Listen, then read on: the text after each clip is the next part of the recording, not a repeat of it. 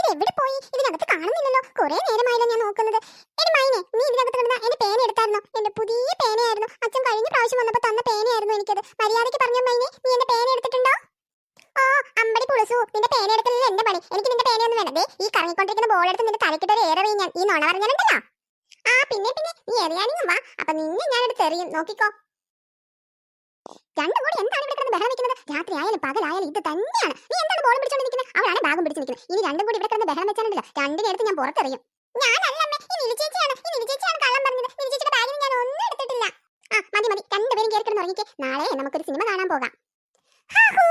അമ്മേ, പ്രേമല സിനിമ കാണാനാണ് നമ്മൾ പോകുന്നത്? അതെ പ്രേമല തന്നെയാണ് കാണാൻ പോകുന്നത്. ശരി വേഗം രണ്ടാളും കയറി കിടന്ന് ഉറങ്ങിക്കേ.